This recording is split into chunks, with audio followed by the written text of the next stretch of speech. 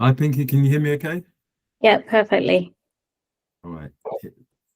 It looks like the recording has started, so we're live and direct. And I was going to say thank you very much for agreeing to join today's Coffee with Kofi. And if it's okay with you, could I do a brief introduction and then you could see if my people got it right when they spoke to your people and it is accurate? Sure, that would be great. Brilliant. So for anyone that hasn't tuned in before, I'd like to say a welcome to you all to Coffee with Kofi. This podcast is where we dive into real conversations with inspiring people who have dared to follow their passions and build lives of purpose and fulfillment. Today, I'm thrilled to be joined by Pinky Ghadiali, a transformational leadership coach, mediator, and founder of Mindset by Pinky, who's pivoted her career from optometry to helping professionals and entrepreneurs break through numerous things, not least self-doubt, navigate conflict, and lead with authenticity. I think Pinky's journey is one of courage, clarity, and continuous growth. Through her career, she's become a trusted voice in empowerment and mindset transformation, and has shown that fulfillment isn't something that we stumble upon, it's something that we consciously create. So, grab your coffee, settle in, and join us as we explore Pinky's path, the lessons she's learned along the way, and some practical insights that you can hopefully use to find more purpose and joy in your own career and life. Welcome once again, Pinky. How was that? Wow. Thank you. Is that really me? What you tell me? This is where my people need to check with your people, but I believe so. It sounds pretty accurate. Yes. Thank you for that introduction. Brilliant. We'll own it, and flowers are on their way. No one can see them, but they'll be flying up on my screen. So I know we have a tight turnaround, so I'd love to dive in with the first question, if I may. How's that sound? Sounds good to me. Yeah. So it seems that you began your career in a different space to the leadership strategist, mediator, and coach that you now are. What drew you originally into this kind of work? And was there sort of a tap on the shoulder moment when you realized that you wanted to follow that path? I think so. Just as a little bit of background, I was in primary healthcare working as an optometrist, and I did that for a long time, 20 years. And what that really gave me was deep insight into people skills, human skills, those skills that often we forget about when we're dealing with people all the time. And that included things like empathic connection, empathic communication, the what do people need when they come in and see me. And it wasn't just helping them see, it was also they were able to come in and share things that they'd never really shared with anyone before, and they'd actually tell me that. So it was almost like an invitation for me to move from where I was, which was in practice in a small dark room, serving patients and helping them, but also helping them with their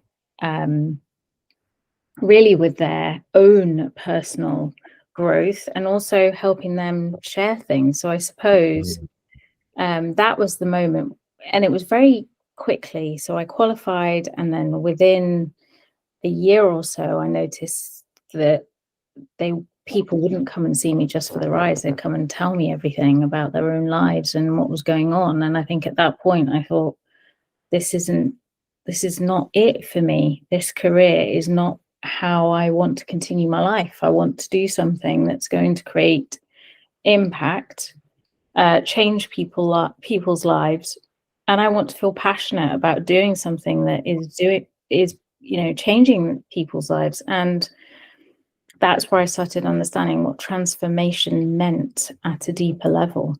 Got you. Oh, that is a really wonderful sort of share, because often with these conversations, I know we'll unpack it some more as we go through.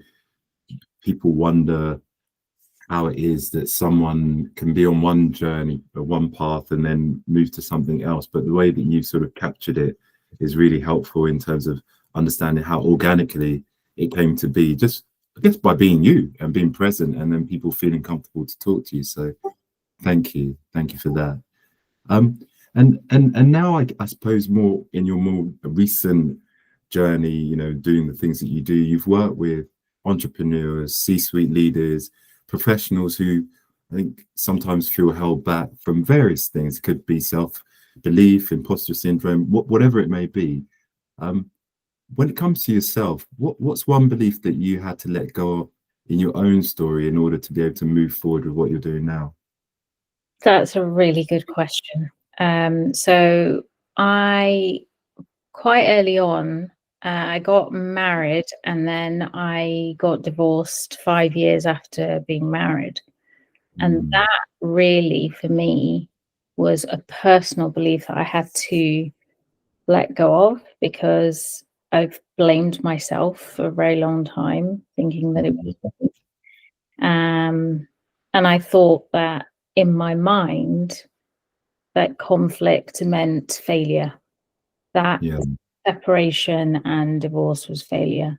And that mindset from failure to seeing that actually this is an opportunity. I can actually use my pain as power, and it gives me the opportunity to connect, to grow, to, you know, that was pivotal for me, because accepting that and really being self-aware of that has helped me then to embrace my roles as coach, as a conflict resolution coach, as mediator, with the confidence that I need to do that, rather than saying, you know, who am I to do that? It's more, I have so many life experiences and so many life skills that not only can I use those, but also have formalized those by doing all the courses and getting the postgraduate and all of that stuff around. So I guess that was my one belief is, you know, I'm a failure because I didn't make it. I didn't make, and you know, that really was a difficult time for me. And at the same time, I moved countries as well. So I moved from England to Scotland, lived in Edinburgh for 16 years, but that was actually probably the most loneliest times of my life. But at the same time, it made me grow, because I had to move past all of the pain and the discomfort and grow mentally as well as emotionally.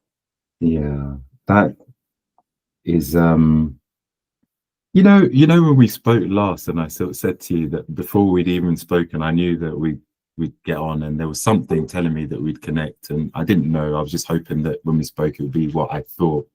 I think what you've just said, it hits hard, because it's a familiar path for myself as a recent divorcee and doing the co-parenting journey, which I know you do too. And that desire to succeed and win in life and as a partner, and when that goes, whether it's voluntarily, involuntarily, or however it happens, it does call for you to sit with it, but also I suppose examine who you now want to be, because the identity you had as a wife is no longer there, right? So that really does chime with me, and I'm so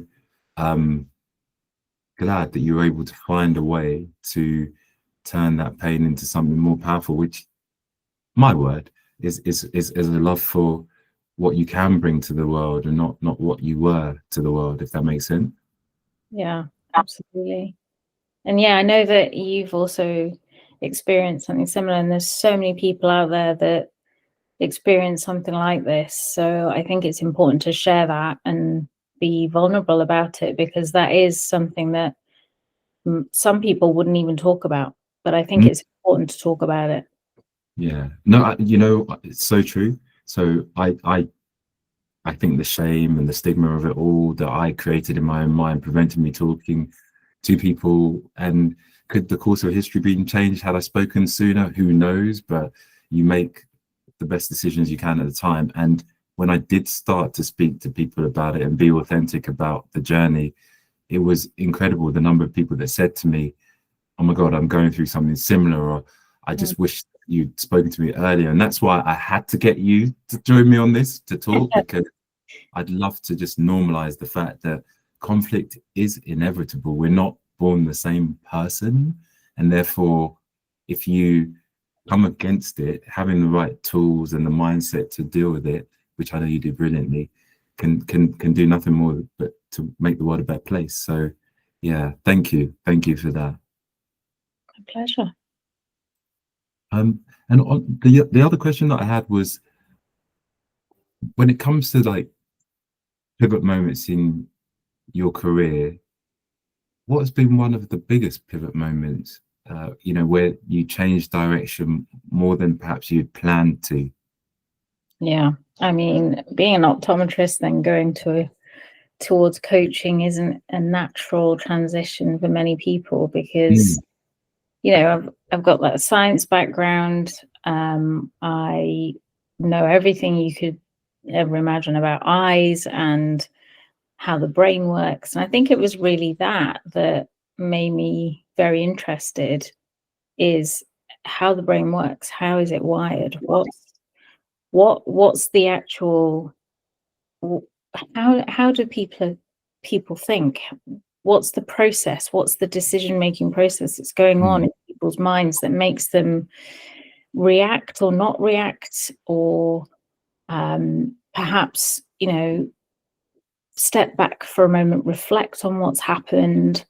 And I think it wasn't something that I'd planned, but it happened organically when I got that moment when I was working in practice, and I thought I could really pursue this coaching side of my work that I really enjoy, because I am sitting there and I'm naturally creating these spaces for people.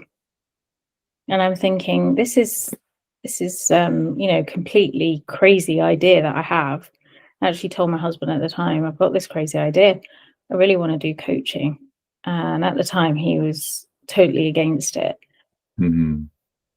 For me, though, that really changed me as a person as well. So not only did I shift in identity from being a wife, I also at the same time had my son. So that was a shift. I became a mum. Then I also moved countries.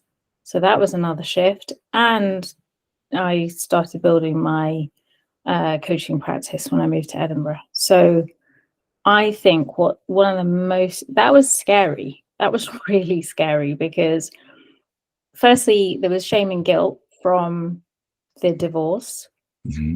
Then there was the guilt from, should I be doing this because I've got a son and I need to be focusing on him, and really I need to be bringing money and not focusing on myself.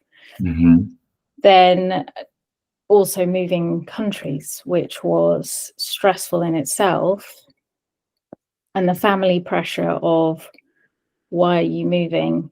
You could be here near us and we can help and support you. Whereas I was like, no, I'm super independent.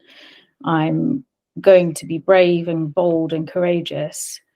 And I want to build a business around my passion, not something that I don't love anymore. I never really loved it. It was a means to an end. It paid the bills, like many people, There's been so many people, so many clients who say to me, oh, it's just a job. I'm just doing it because it pays the bills. And I think that's so sad, because I guess that there are more than, I would say 9 out of 10 people do not love what they do. And that's one of the things I help with, is career transition. So if you're in a situation where you think, I don't really love this and I'm feeling really stuck or trapped, then I'm helping people get alignment to see, what is your passion, what is your purpose, what do you love, because it is true that cliche, You never work a day in your life if you do something you love. So, True. you know, True, really true. And for me, what you described, it's I call them like life quakes. So things that happen which sort of shake the foundations that you previously stood upon. You know, marriage being one, moving away from your family being two, changing your career three, having a child four. There's a lot in there that you've done, and again, proud of you for taking that step. But building on this idea around the sort of transitions, which I think will become increasing as you know the war for performance, whether it's innovation, whether it's talent, what have you. Building on that, like what advice would you give someone, or maybe a client who's facing the conflict, shall we say, of pivoting or sticking to what they're doing? yeah, I think first of all is say to yourself, is this something I love? Is it Mm. bringing me joy? And if the answer is no, and I always follow this thing in my head, and there's a thing where you know how sometimes you say, "Oh, my gut's telling me this," or "My Mm. intuition's telling me this." Yeah. Well, follow that because it's never normally wrong. And there's many a times where I haven't followed my gut, I haven't followed my intuition, and things have pretty much gone south. So, you know, and I'm trying to keep this without any profanity. So I'm trying to be good with my language here. Sure, sure. Keep it Um, PG. We keep it PG. yeah, we are keeping it PG.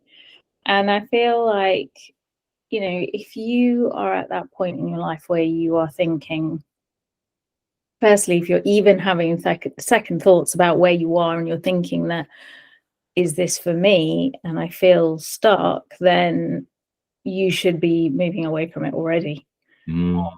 Because firstly, you're questioning something that you're doing. So already your intuition is telling you something's not right. Mm.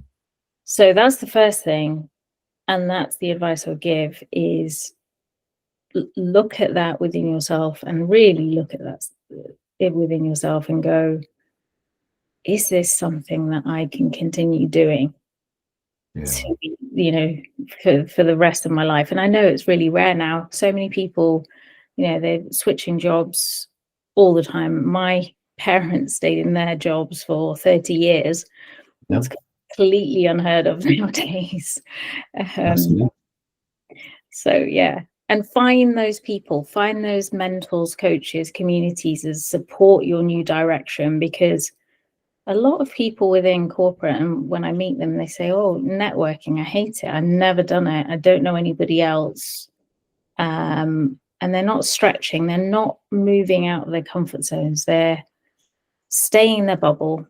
They're not moving to meet new people. And so when you do that, you're never actually expanding your network. You're never moving outside of your, I guess, of what you know. Mhm. I think the more people you meet and the more people you network with will definitely help you and support you in your new direction. Yeah, no, that's so true.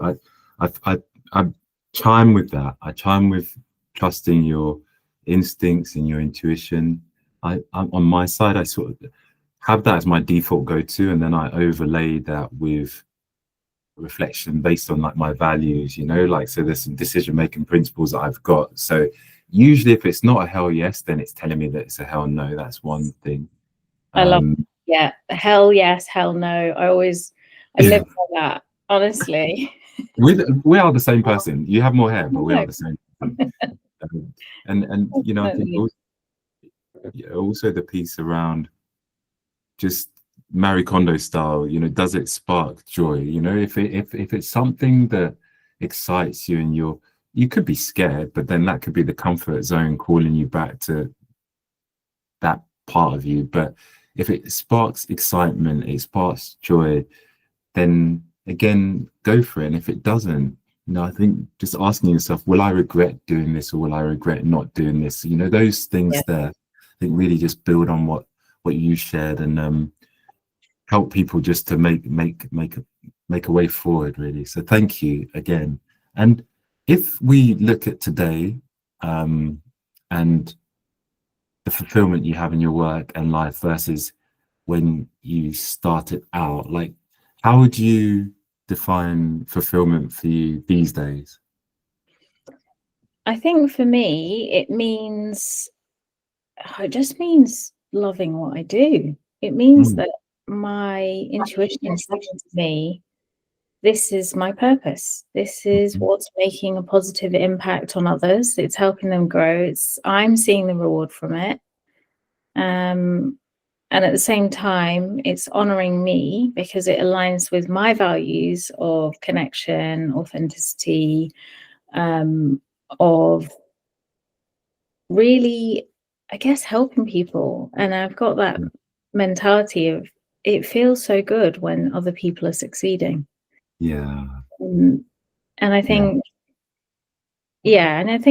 before I even started, I thought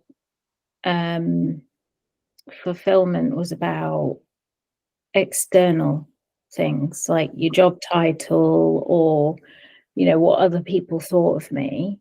Mm-hmm. And now, so I guess this has happened during the time that, all those things happened. I moved countries and I ended up where I was, and I landed as a coach and doing things I love. Prior to that, it was all about external things, but now it's about my inner self and what are those meaningful relationships that I'm making? What are the transformative conversations that I'm having? Who are those people that I'm meeting that I know, I connect with immediately? And how can I contribute to a positive change? It sounds crazy, but I feel like this isn't valued enough, and I think more people need to be more open about these kind of conversations as well. So I really appreciate the fact that you've asked me on this podcast, because it's already so much fun. I really appreciate that. Well, they say birds of a feather flock together, and we had to when we spoke. It was like we have to do this because, I may use different words, but there is a universal truth for me to what you say, and I know everyone's got their different lived realities and perspectives they look through. But when you speak of what you've spoken about and giving back, for me that is living. Giving is living, and when you speak about surrounding yourself with people that I guess would uplift you, I talk about thinking about the people, the places, and the pursuits, whether that be in leisure time or for your work, which is not work because you're loving it, that you are intentional about being involved in or with. It's similar sort of things. And I don't think we were sort of created to be islands on our own. And there's nothing for me more joyful than seeing someone do better from some input I had in their life. So being able to do what we do, we get that every day, and that's I guess why again, what you say is a universal truth to me, and it's got me smiling. It's got me smiling because I didn't know all of this, but it's really helpful. And I want to keep on with the thing, because a lot of what you said is just being implicit but also explicit in its helpfulness, but building on helpful tips and hints for people that may be tuning into this and thinking, how can I live more like Pinky, but in my own way, in my authentic way? Because I know we're both fans of authenticity and not trying to mimic anybody. What habits, be they daily or weekly, do you consistently use to stay aligned with your purpose and also to avoid burnout or drifting away from your why? That's a really good question. I think habits and practices, in terms of when I first started, what really helped me and got me through the tough time that I was having through the divorce was practicing mindfulness and meditation. And I've always had a gratitude journal, and I talk about this a lot because I feel like once I've grounded myself and I've done that meditation, I will write down 5 things that I'm grateful for. Mm-hmm. And the reason for that is because it's proven to show that people who practice gratitude live happier, healthier lives. And it also helps me sleep better. I mean, the benefits are incredible. I notice it. If I do it before I go to bed and I write down the things that I'm grateful for, I'll sleep much better and I'll wake up feeling more energetic and I'll be more motivated. And if I don't do it, I'm still energetic and motivated, but I don't feel as well rested. Yeah. I mean, Yeah. and I don't know if you do similar things, but I think, you know, meditation for people, it scares them a little bit because I think it makes you quieten your mind. And when you quieten your mind, all these thoughts start coming out. But you have to get past that. You have to think about, you know, what are you going to get on the other side of this? And you have to think about the longer game. It's taken me some time, but now, you know, I don't need anything else. I can just sit and close my eyes and I'm immediately in my like chill zone. And I just completely switch off. I have thoughts, I let them pass through my mind. And it's incredible. It just makes you feel so energized afterwards. Yeah, it's a really cool thing. If you can master it, I would say that and the journaling, the gratitude journal, like a win diary of all the things, you know, that you've done and what you're grateful for, will be a life changer for you. I totally agree. And again, we are the same person. So yes, journal daily. Also meditation. Have not been as good as I can be with that. I try to do that every day. And do you do it without music, with music, or? Sometimes with, sometimes without. There are things on, like now, you know, Spotify or whatever. You can listen to transcendental music, so it could be any kind of meditative sounds. There's like theta waves, all of those kind of things that they're called, which does help you. It will help you. And I have tried all of those, and I think all of this is so fascinating, and how it works and how it chills you out. And also there's ASMR, obviously, those kind of things I find really useful, and they all help avoid burnout. I mean, having businesses, anybody who has businesses knows that work hours and quality rest, so work hours and creating those boundaries is super difficult when you've got your own business, because you think working all the time is normal, and it just becomes that thing where you just constantly have your laptop open, constantly answering emails, phone calls, etc. But you have to create those boundaries, otherwise you will burn out, and that's happened to me before. But yeah, it is this. I again appreciate your honesty, just sharing that it has happened, because there sometimes can be a tendency to think that, oh, you're a coach, you get it right all the time, and I think that's not the case, and definitely not for me either. On the sound side of things, I do mess with 528 hertz frequencies. So if you haven't tried it, just put in 528 hertz on Spotify, Amazon, wherever you listen to it, and it's got different sort of healing frequencies, and that's where I live when I'm doing my meditative practicing. And it's so powerful, because I think the most important relationship we're going to ever have, I think, and maybe tell me if you disagree, is the one that we have with ourselves. And absolutely agreed.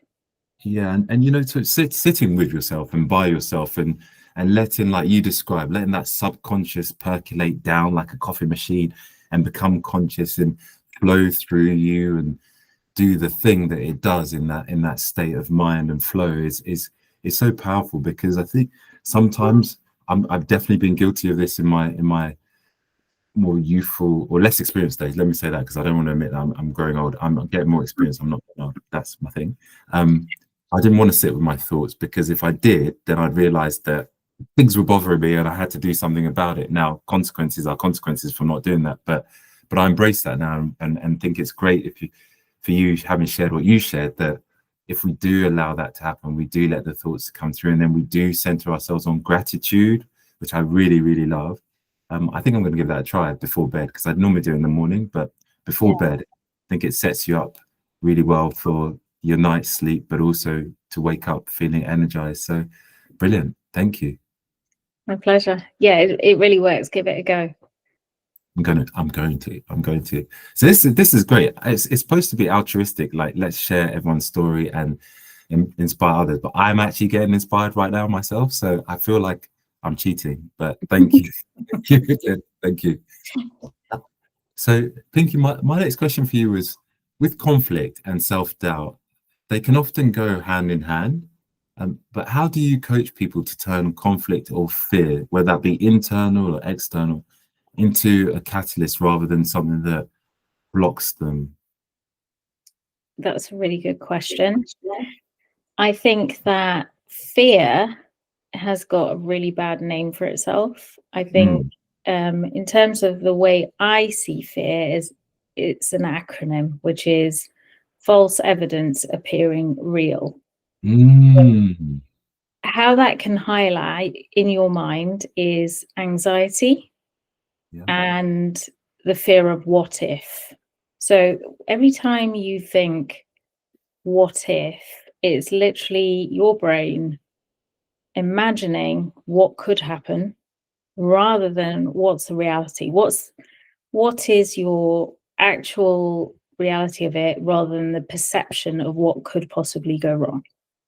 And the reason why I think that's powerful is because when you spin it for, for a lot of people saying, I'm scared, there's fear around it.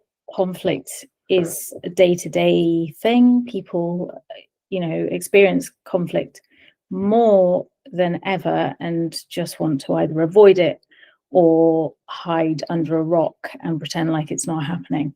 And I think when we explore what these feelings mean, what they're signaling, it's just, what are those unmet needs or values? Because whenever you speak to somebody who's having conflict, it's how their values are perceived are not the other person's values, and vice versa. And how do we address those values and needs, and how can they be met? And that's really my job. That's really what I love doing. It's about looking at this fear, reframing it, saying, okay, so you're thinking this is what might happen, but it hasn't happened yet. So it's your brain that's telling you, it's playing a trick on you, and it's telling you that actually this could happen. That's why I'm trying to protect myself. And that's what it is. It's your brain protecting yourself. Yeah. And then conflict happens because the other person and you, neither of you are having your values or needs met. So how do we then create this feedback loop where we can then create a space for both of you, which is what I do, have conversations individually and facilitate that and help you both figure that out, and then bring you back into a room together. And how can you then build on that to help transform those blockers, to help build those stepping stones where you can pretty much talk to each other without having.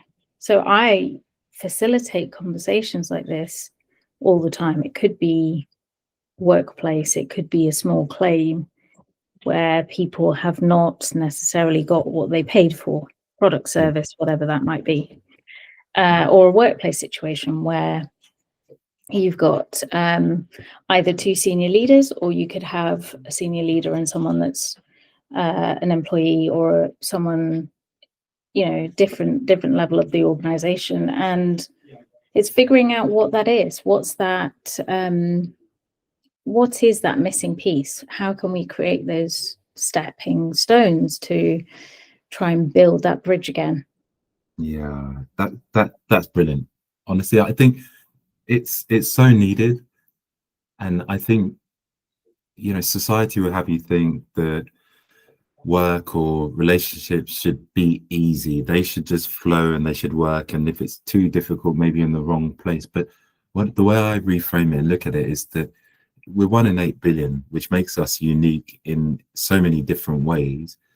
There is no way that someone is going to understand the needs that we have, the desires, the hopes, the fears, the dreams, without effective communication. And I think what I pulled from what you said is really when you have those conversations from a place of, let's get to the reality, an agreed reality, versus the tricks that our minds play on us, and then the narrative that comes and gets built around that, then you have room to really not only be understood, but to understand someone else and then collaborate and move forward. So more of this is needed, Pinky, in every aspect of human interaction, because it doesn't always happen. It doesn't always happen. No, it doesn't. And I see it all the time. And you're so right. It's more needed, more so now than ever before.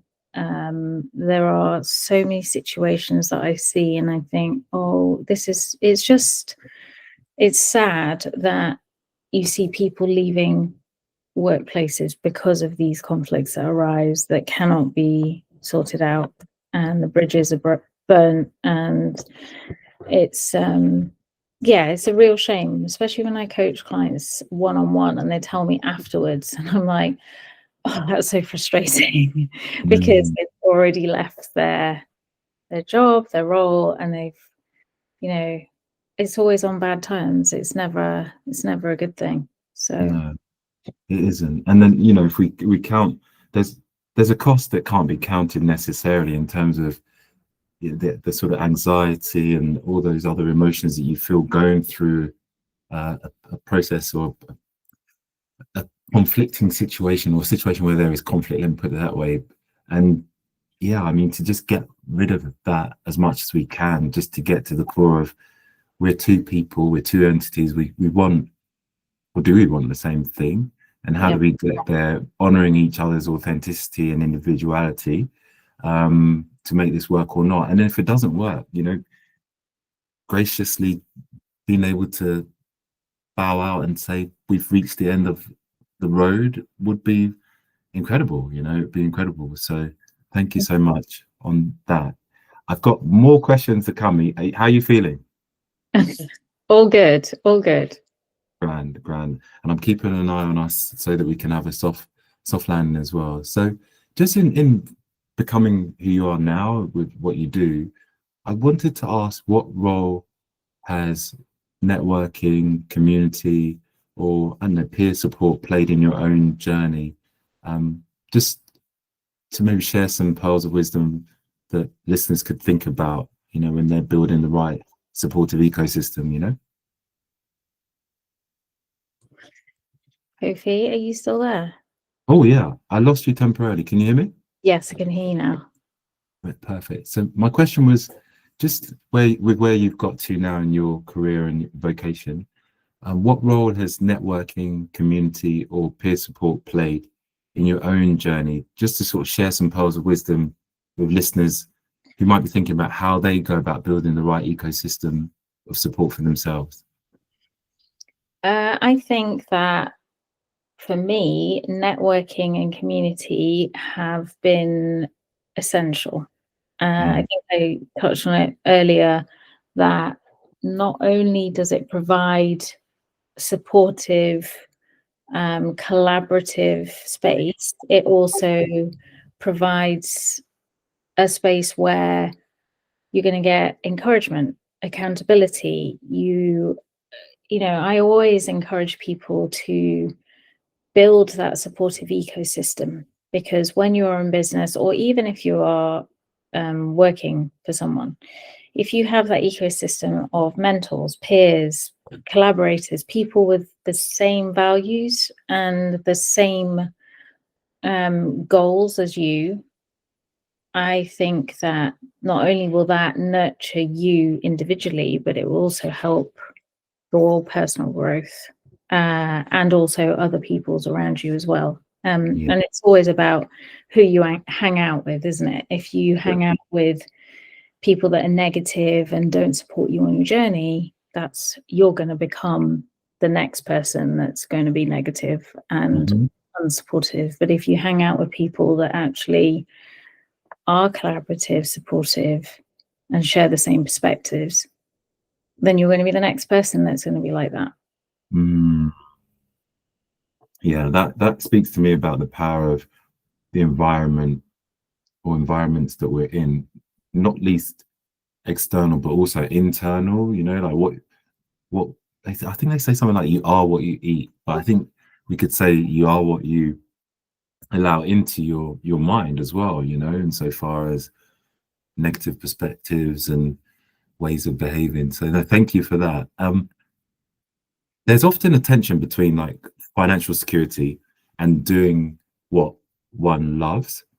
How have you navigated the tension in your that tension in your own career? And I suppose, what advice would you give someone who's feeling torn between the two? I think you have to be realistic. You have to be pragmatic, and you have to be courageous as well. I think plan it, because you know that there's going to be maybe some time where you're going to have to save some money because you might not get the income flowing in straight away. Yeah. And as I didn't do it, I didn't just go cold turkey. I just took incremental steps. So I started off by doing part-time work and incorporating coaching in that. And then as soon as I felt comfortable, where it felt like I could sustain that work-life harmony that I wanted, then I moved away from healthcare completely. So I would never recommend, unless someone had a whole list of clients before they start, to completely drop what they're doing and start something new, or they've got enough saved in the bank and financially know that they're going to be okay for a couple of months if they didn't have a salary coming in. And then, that's when I would say, yeah, okay, fine, go ahead. But I wouldn't immediately say, drop what you're doing right now. That's really helpful. And I think also powerful, because in the work that I do with clients, sometimes it's about transition and they want to follow something that's vocational. And it's strange, actually. I've noticed that it seems to happen in and around, it can happen in time, but in and around people's 40s, where maybe like myself, they've come to realize they've got more days behind them than they've got ahead of them, and how do they really want to be living. They start to think about these things, and sometimes are paralyzed by the fear of, well, I can't just go from 0 to 100. So I think what you've just shared there about starting incrementally and building up the confidence and the client base to do it full time is going to help loads of people. I wish I'd spoken to you before I'd made the jump, Pinky. It would have saved me a lot of sleepless nights, but never mind. Pinky, are you still there? Yes, I'm still here. Awesome. I wanted to ask about curiosity. So for you, how do you stay curious and continue learning and growing in your field? Because I was just thinking about encouraging others to maintain that maybe student mindset, growth mindset, even after they've achieved success like you have, Yeah, I think when I work with people, I always look at the fact that, firstly, do we align? Are our values aligned? Can I help this person? And if I can't, I will say so. And I think one of the major things that I look for in people is, are they coachable? Yeah. And what does coachable mean? It means somebody that is willing to learn, basically. Yeah. Someone that's willing to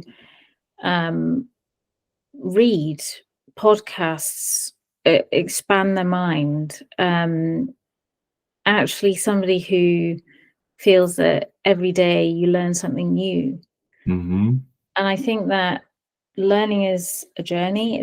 It's not a destination. And I went back to uni last year to do my postgraduate in conflict resolution and mediation.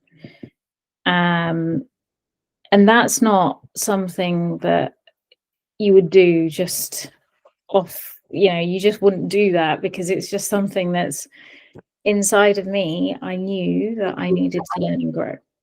And I know that every new challenge it's important because it helps my mind expand, but then also what it does is it helps other people, because through my learning I can share what I've learned with other people, and then they're obviously learning too from what I'm saying. So I feel like if you're not learning, you're not growing. It's as simple as that. And I think if you want to survive in and be sustainable in where we are now, you have to learn new things.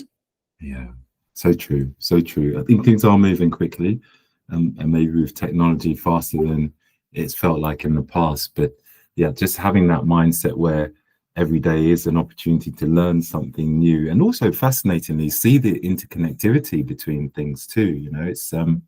It's great. Thank you once again. And if you were to ask someone, a listener, or sorry, a listener was to ask you in terms of where they would like to be in 5 years in terms of purpose and fulfillment, they came to you with that challenge. I'm not making this make sense. Forgive me. So someone who's listening comes to you and says, I want to work on my purpose and fulfillment, and to be somewhere in 5 years that I'm not right now. Like, what sort of 2 or 3 questions would you have them ask themselves this week to try and begin that journey towards, greater fulfillment and enjoyment of life generally? So just so that I got that, it's 3 questions. What kind of questions would they ask themselves? Yeah, to get closer to their happy place of, being fulfilled and having purpose in what they're doing. Okay. I think first question, it would be, what experiences make me feel most alive and engaged? Mm-hmm. And how can I do more of that in my life? The second one, what limiting beliefs are holding you back or holding me back from pursuing what truly matters? And number 3, who am I going to be in 5 years? And, not just what do I want to achieve, but who do I want to become? So it's really the kind of, I guess, personal growth and fulfillment, really about what is that deeper vision for you in 5 years' time. That makes sense to me. So I don't know if this resonates with you, but often I feel that growing up through the school system, education system more broadly, and social conditioning being what it is, who we want to become takes a back seat, if at all. Yes.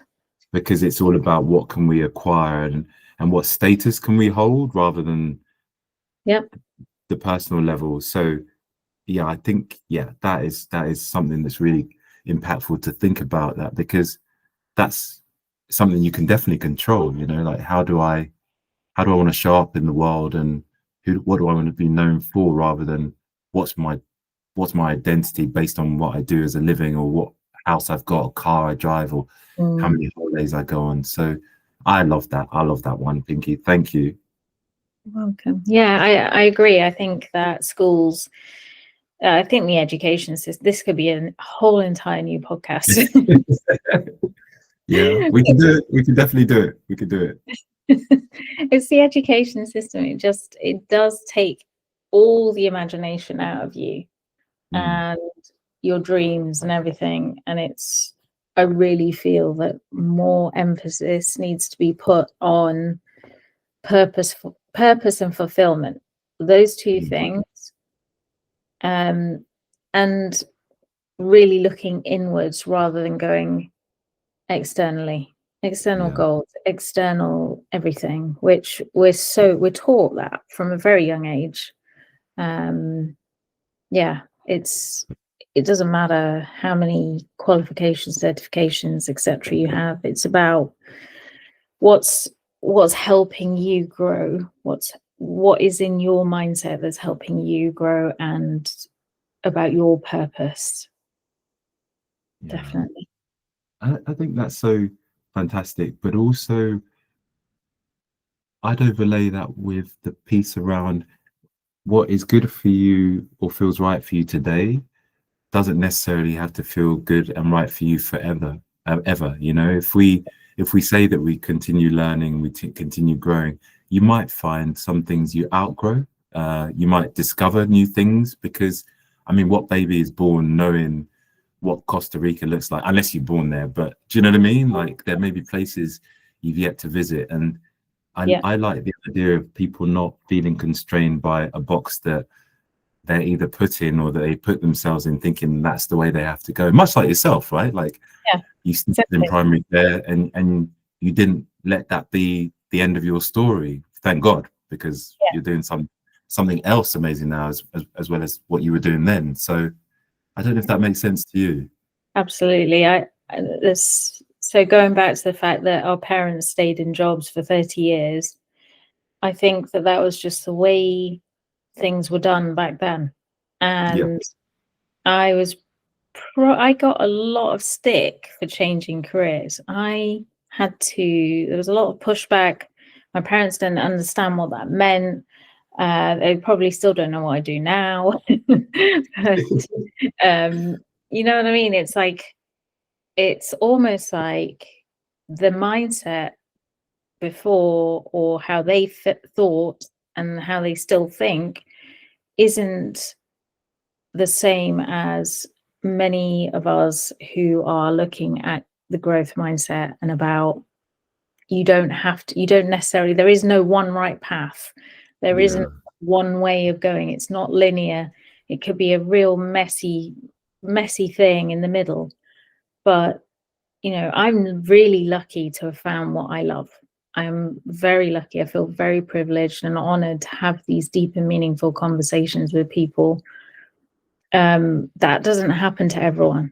Not everyone has that, and not everyone has that in their lives. So I feel very grateful to be where I am. But at the same time, it was a struggle. It wasn't easy. It wasn't easy to make that change, because I did get a lot of negativity and setbacks and pushbacks, and people asking me and questioning me. And when you get questioned about what you're doing, it does make you think. But I just went with what felt right, you know, going back to the intuition. What feels right to me? This feels right. It's a hell yes. I'm going to do it. Yeah, I'm so glad you did. And I come back to, again, understanding that we're the same person, because I think when I look back on my start, my journey, my mum for months was like, how's the job search going? I was like, Mum, I'm not looking for a job. But in her mind, job meant security. It meant things you could identify with and being protective. I get it, but it was difficult, really difficult to say, I know you care, but I know that my heart is telling me to go in this direction. And, you know, thankfully there was an offset of other people around me to say that you're not crazy, you know, do this. But that is hard, pushing against the tide of, you know, social conditioning from our parents and the roles we're supposed to have to do what we do. So I get it. And good on you for pushing through. Well, we're almost at time. So I'm just going to ask the final question, which is, for anyone listening and wanting to be embracing Pinky in all of your gloriousness, I wondered if you had like a motto for life that you now sort of live by, or a guiding mantra, you know, a bit like a North Star that just gets through the days. Is there anything like that comes to mind? Gosh.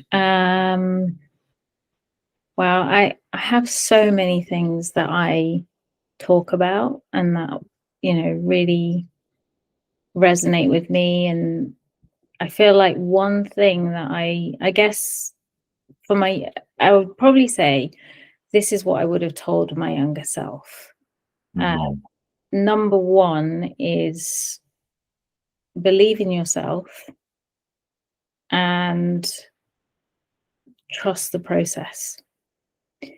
Trust the process because exactly what we've been talking about, there are so many ups and downs. The journey is not linear, whether it's personal or professional. Just be curious and trust it, trust the process, trust whatever happens, and it will all be okay in the end. Brilliant. Thank you. Thank you so much. This has been amazing. I knew it would be from our earlier conversations. And I'm just so glad that you said yes and you believed in yourself. And I'm sure your clients will say the same too. So if anyone wants to connect with you or find out more about Mindset by Pinky, how do they do that? And I'll make sure I put some links into the episode resources at the end. But how can people get in touch with you, please? I am very active on LinkedIn. So look me up. It's by Pinky G. And my website is bypinky.com. And if you want to have a chat with me, if you found this interesting or some of this resonated with you, then it's calendly.com/netwomen. Brilliant. Thank you. Well, I'll make sure I share all of those so that if anyone didn't catch it on listening to it, they'll be able to click on it when they tune into this later. But thank you. We made it despite technology trying to kibosh our plans. We've done it. And I'm sure it's going to be helpful. But thank you once again, Pinky. Thank you so much, Kofi. I really appreciate you. And thank you for having me on. No worries. We'll speak again soon. Yes, we will. Take care. Have a great day. You too. Bye. Bye.